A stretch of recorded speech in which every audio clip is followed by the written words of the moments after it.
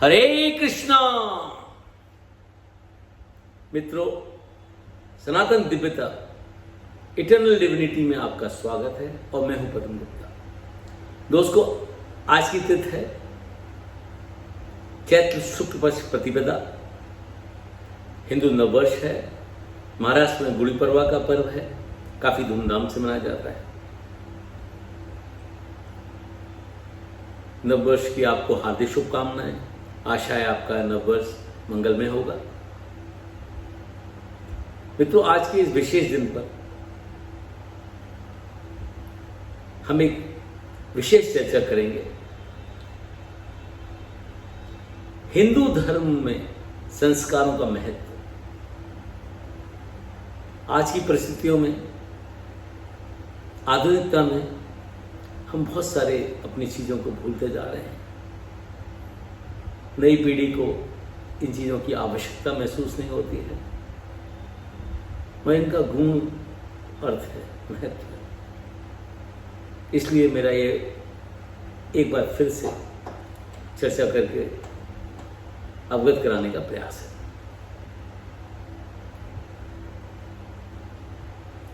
जिस प्रकार किसी मलिन वस्तु को धो पोंछकर शुद्ध पवित्र बना लिया जाता है, अथवा जैसे सुवर्ण को आग में तपाकर उसके मलों को दूर किया जाता है और मल के जल जाने पर सुवर्ण विशुद्ध रूप से चमकने लगता है, ठीक उसी प्रकार संस्कारों के द्वारा जीव के जन जन्मांतरों के से संचित मलरूप निष्कृष्ट कर्म संसारों का भी दूरीकरण किया जाता है।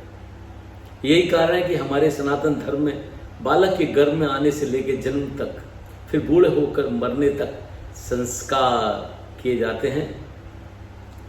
गर्भधारण से लेकर अंत्येष्टि कर्म तक द्विजमात के समस्त संस्कार वेद मंत्रों के द्वारा ही होते हैं। संस्कार से मनुष्य द्विजत्व को प्राप्त होता है। संस्कारों की मान्यता में कुछ मतभेद भी हैं। गौतम धर्म सूत्र में 40 संस्कार माने गए हैं। महर्षि अंगिरा 25 संस्कार मानते हैं, परंतु व्यास स्मृतियों में 16 संस्कारों का चलन है। इस संस्कारों का व्यास स्मृति और मनुस्मृति में महत्वपूर्ण ढंग से वर्णन किया गया है। अतः इन संस्कारों का अनुष्ठान करना नितांत आवश्यक है। इन संस्कारों के करने का अभिप्राय यह है कि जीव न जाने कितने जन्मों से किन किन योनियों में अर्थात पशु, पक्षी, कीट, पतंग, जंगम, जलचर, थलचर, नवचर और मनुष्य आदि योनि में भटकते हुए किस किस प्रकार के निष्कृष्टम कर्म संस्कारों को बटोरकर साथ में ले आता है, पता नहीं चलता। इन्हीं कर्म संस्कारों को नष्ट भ्रष्ट करके या छीन करके इनके स्थानों पर अच्छे और नए संस्कारों को भर देना या उत्पन्न कर देना ही इन संस्कारों का अभिप्राय है। संस्कारों से बालक, संतान सद्गुणी, उच्च विचारवान, सदाचारी, सत्कर्मपरायण, आदर्शपूर्ण, साहसी और संयमी बनेगा। बालक के ऐसे बनने पर देश तथा समाज भी ऐसा ही बनेगा। किंतु बालक के संस्कारहीन होने से वह देश को बिगाड़ेगा, अर्थात अधर्म आचरण वाला नास्तिक तथा देशद्रोही बनकर समाज को दूषित करेगा।